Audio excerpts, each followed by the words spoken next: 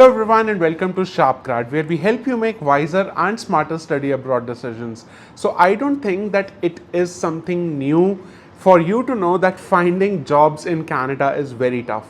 The job market has become super competitive with the influx of so many international students, refugees, asylum seekers, H-1B holders moving from US to Canada, and the number of native Canadians as well applying for different sorts of job opportunities. So in these times, what are those three particular programs that you should look forward to pursue so that you are able to get a great job for yourself and you are able to contribute to the beautiful economy of Canada? So let's begin.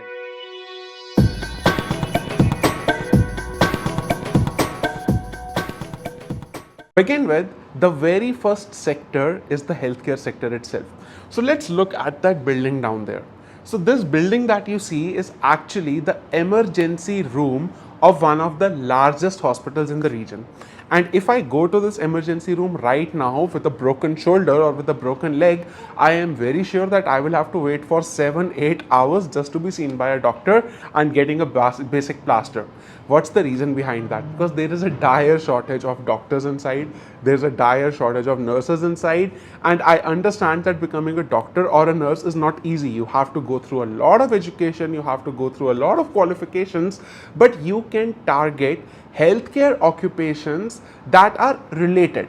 For example, social workers, designated social workers are in demand, psychologists, counseling psychologists, psychotherapists. You have professions like medical lab technologist, medical lab technician. These are some of the job opportunities that you will find in abundance in Canada, including opportunities like pharmacy technician, pharmacist, etc. So if you are someone who has related background, who has background in the healthcare sector, please pursue a program here that leads you to getting a regulated position in the healthcare sector, and getting a job will be super duper easy for you. Let us now move on to a more general field, which is going to be IT. Well, yes, the IT job market is cyclical in nature. The IT job market has always been cyclical in nature. There is a lot of hiring, then there is a lot of firing, then there's a lot of hiring, then there's a lot of firing. And I believe that this is something that we are seeing in all the job markets, not just in Canada, but in US, UK, India, everywhere. Finding jobs in IT has become a little tough. But fundamentally, it is one of the sectors that is bound to grow.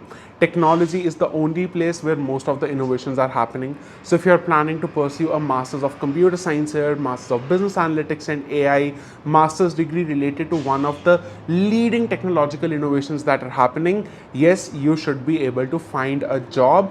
It will take some time. You will have to struggle a little bit. You might have to apply for 500 job postings before you finally get one job offer. But once you enter the job market, switching over, getting salary hikes, it is easy.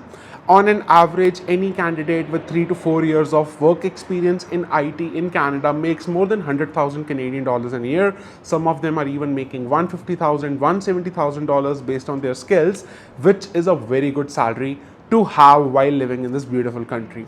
So if you are someone who is from engineering background or who is from the IT background, computer science background, yes, pursuing a master's degree in computer science or pursuing a master's degree related to tech can help you in finding great job opportunities. All right, let's now move on to the next one.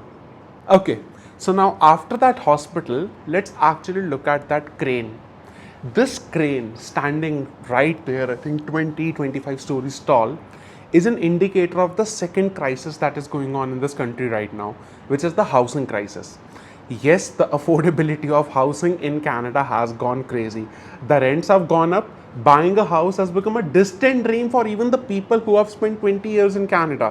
What's the reason behind that? The country does not have enough houses. What is the government doing about it? The government has proposed a plan to build 1 million housing units by 2031. Now, in order to build 1 million housing units, let's just see what kind of people do they need. They need people in skilled trades, they need people in construction trades, they need people in construction, they need civil engineers, they need people who are good at environmental impact assessment, they need people who qualify in sustainable building, they need people who qualify in building management, they need people who qualify in smart home management. There are so many sectors where the job opportunities are going to be in plenty over the next few years. And even if you are someone who is pursuing an MBA degree, even if you are someone who is pursuing something related to management, business, marketing, try to find yourself a position in one of the real estate companies, maybe at a large real estate agency, maybe at a large construction company. One, you will get paid really well. Number two, your job is going to stay stable. So the third sector is actually the construction sector. So let us summarize. Number one, the healthcare sector. Number two, of course, technology. And number three, construction. If you are pursuing a program that is leading you to getting a job in one of these three sectors, one, finding a job is going to be easy. Two, I know that you're coming to Canada because the permanent residence is something very important to you. Your PR is going to be easy looking at the STEM category of express entry. And other than that, these are the sectors that are bound to grow over the next 10, 15, 20 years in Canada. So you can expect to have a wonderful career here while you're here.